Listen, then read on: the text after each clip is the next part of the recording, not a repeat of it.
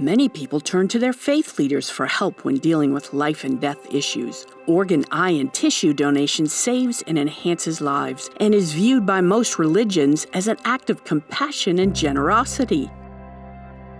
The Episcopal Church for many years has encouraged its members to consider organ, eye, and tissue donation because we do believe that it is the way to offer new life to others in the same way that Jesus offered new life through his death and resurrection.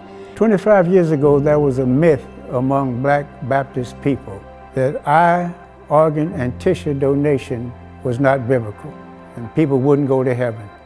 And we have come today saying that organ, eye, and tissue donations are very important, not only to the Black community, but the community at large.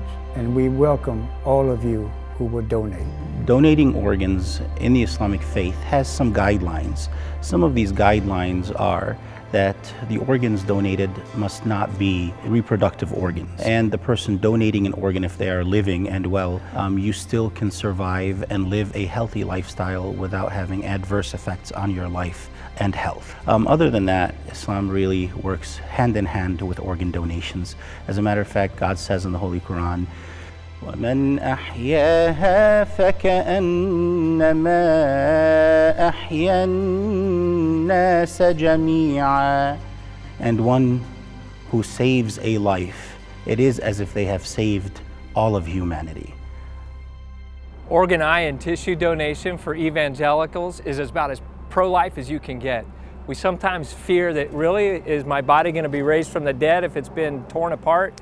Listen, he can call forth our ashes from the ends of the earth to recreate our body for the new day. Well, one misconception or difficulty for us in the Catholic community is as we're giving that gift of life to someone else, whether it's organ, eye, or tissue, it is determining when a person is actually dead. There's different understandings of that, and that is one of the problems in the Catholic community and why some people might be hesitant to give that consent. Our participating in the donation of organ, eye, or tissue is an act of love, an act of charity. It's a glorious thing for us, for the humanity.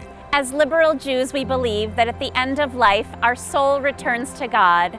And regarding our body, we can and are encouraged to donate organ, eye, and tissues to save a life. There may be an impression of taboo in the Asian culture. However, having said that, the Sikh faith encourages service or seva of others. Hence, the organ, eye, and tissue donation fits right into that principle of Sikhism.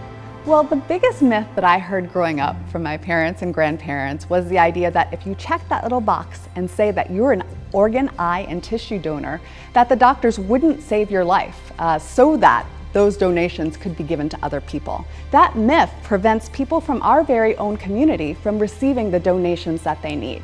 The doctors are there to save your life. They're not there to take your organs. And so signing up to become an organ, eye, and tissue donor is absolutely something that we should do.